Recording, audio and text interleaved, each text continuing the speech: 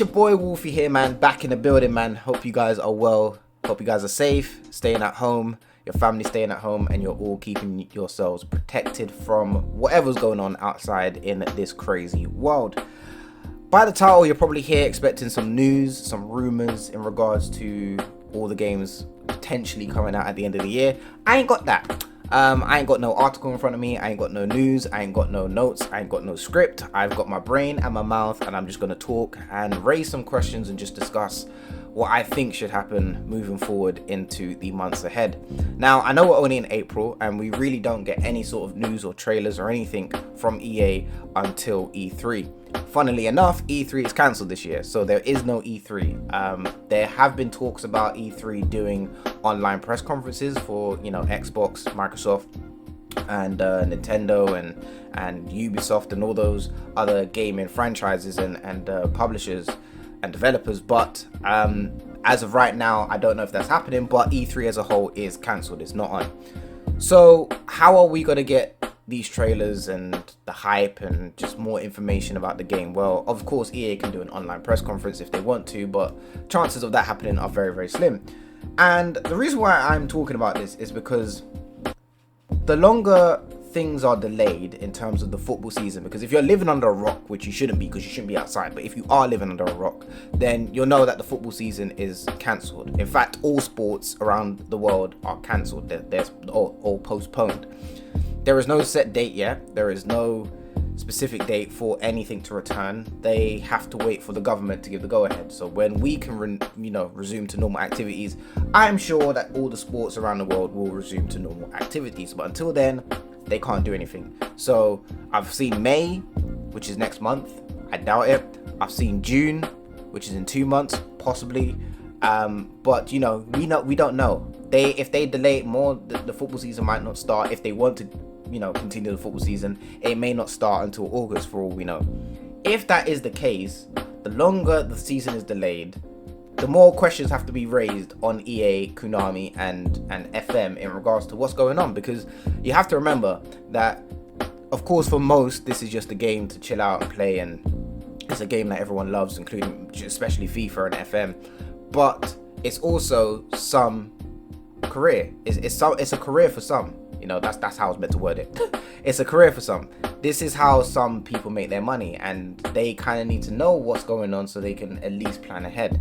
Now, with that being said, personally for me, I actually think that regardless of when the season starts, I would not mind if FIFA 21 and FM 21 or Konami, but we're specifically talking about FIFA, I would not mind if FIFA took a year off. And how they do that is just simply patching the current game that we've got. They've already given us about 10 patches since the release, which is ridiculous. That's unheard of from any other sports game. But a data patch where they patch faces and they patch kits and things like that, I wouldn't mind it, and letting them take a year off, because even one of my friends who is a YouTuber as well and is very good at FIFA was saying, he's like, EA don't mind if EA takes a year off. He doesn't mind, and I don't mind either. If they took a year off, I wouldn't mind. And the chances of that happening it's kind of 50-50 right now, because if you look at the landscape of everything right now happening, we don't know what's going on.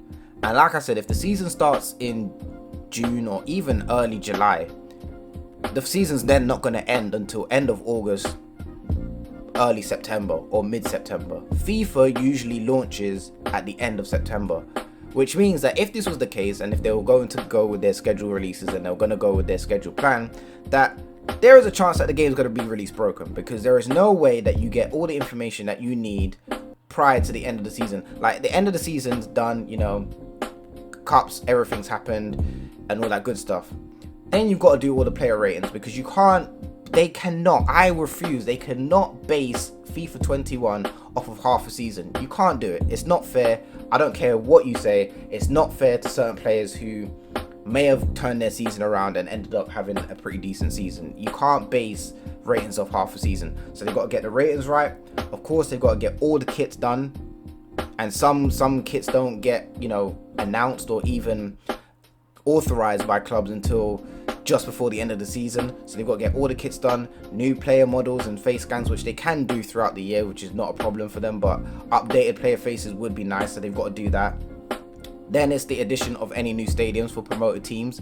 They've got to scan those in. So, you know, for example, in the Premier League, even in La Liga, because they've got all the stadiums in La Liga, the Bundesliga and the Premier League. So you've got to get all the promoted teams new stadiums, and then, you know, sort out the relegated teams and put their stadiums in the second division. So you've got all those stuff to think about. Many people don't think about that. You've got all that stuff to do. There is no way, unless EA have a massive team, which I don't think they do, but unless they've got a massive team, there is no way they can do that. If the season was to end in September, there is no way they get that done for the end of September. It's impossible. It's impossible. And that goes for Konami as well. It's actually impossible. You can't do it. So the chances of the game being delayed is very high. Very high. The chances of the game being cancelled altogether, probably not going to happen, but I wouldn't mind it. I would not mind a data patch where they patch the game and just give us new kits and everything. Because let's be honest with you, unless EA is going to significantly change the gameplay, is the game going to get any better? I don't know, because EA tend to just have this mindset where they don't listen, and you know that saying, if it's broken, don't fix it. That doesn't apply to EA. That does not apply to EA, because we have been telling EA, as game changers, we have been telling EA since FIFA 18, do not patch the game after release, because the builds that we play are fine. You know, when we went to Germany and we played the Germany build, the build was fantastic, and we told all the developers there and we told all the community managers, do not patch this game, and they said, don't worry, we won't. Second we got home, and the second the game was released, patch, and then another patch, and then another patch, and then another patch. And you know, throughout the last 2 years, the games have been patched about 15 times before the game cycle ends, and that's actually unheard of from any other sports game. It's ridiculous. It is ridiculous. What EA need to do is they need to find a balance between pros, YouTubers, and general consumers. Find that balance, find a number of patches, and stick to your gut. So if you say to yourself, throughout this cycle of FIFA, we're only going to have 4 patches, stick to 4 patches. If you say you're going to only have 6 patches, 6 is 6 patches. Because right now, I don't even know how many patches there've been. I could probably say there's been at least 6 or 7 patches. And the game, and we're only in April, bro. We're only in April. Yeah, the game cycle doesn't end possibly until September. And we're still going to get more patches. It's unheard of. So, are we going to get a better game next year? I don't know, because we probably will get a good game. It probably will release nicely. The gameplay will be nice, should I say. And then they'll break it. So eventually it's the same cycle. It's just constantly repeating itself. And that's EA's issue, really. The issue is that EA don't really produce a bad game. They break their own game. They don't like to just leave their game fixed in a solid state. They like to break it. And I feel like, in ways, I'm kind of going off topic here, but I feel like in ways it's kind of like, the more controversy we bring around ourselves, the more attention the game gets. Whereas if the game was better and the game was in a solid state, fans would appreciate it more, it would get more attention, and it would get better reviews, because all the re-reviews of FIFA have been terrible. And that's been happening for the last 3 years. The re-reviews of FIFA are always terrible, and it's because they break the game. How do you start off with a good review? You know, 7 out of, well, not 7 out of 10, I've actually seen 8 out of 10. 8 out of 10, 9 out of 10, some 10 out of 10. And then how do you go down to a 6? Like, EA, bruh.